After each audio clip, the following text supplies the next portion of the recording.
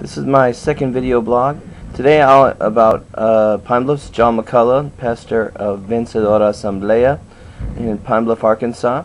And I wanted to give a testimony of some things that have been going on in our church that we've been planning. So I guess I'll call this session testimony time. Anyways, so in our church what's been going on is that we've had I want to tell about one guy. His name was Marco. Marco was a very interesting person because we would go minister in the flea market in the morning, and it's called in Spanish La Pulga, and we would go and we would share Christ with the people. And Marco got saved by, it wasn't myself but someone else in our church went and led him Jesus there, and then brought him to church. So then he came the next week, then the next week, then the next week. And as time went on, he a couple weeks later, well, on the third week he brought his girlfriend and then his 2 children. And then on the 4th week he started tithing and paying tithe into the church. And so he's like growing and growing and growing. And then now he says he wants to be baptized. So the next step is get him married, get him baptized. But he is doing awesome. And he is one example. Now testimony number 2 is a guy named Anthony.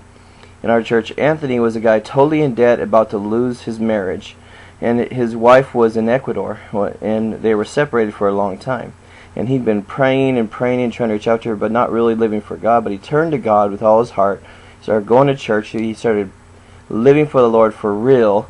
And the next thing you know, his business picks up. He's a businessman, and his business picks up, and he gets job after job after job, and he starts getting a lot of income to pay his bills off and his debts off.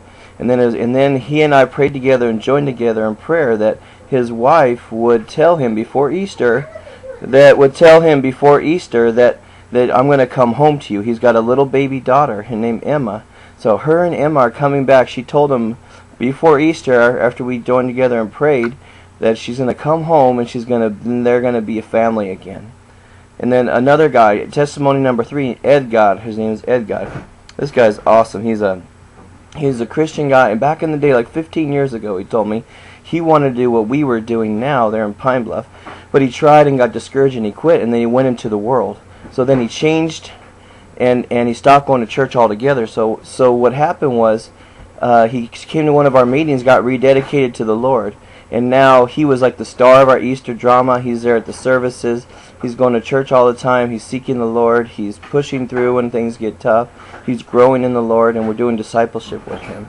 So this is real stuff, real people getting changed to, not a person from one church transferring to another church, but real life story of real people. So God bless you. Hope these encouraged you. And just remember, God can do anything through you, and Jesus is more powerful than anything, any wall that's between you and him, or you and some impossibility. God loves you. Thank you so much.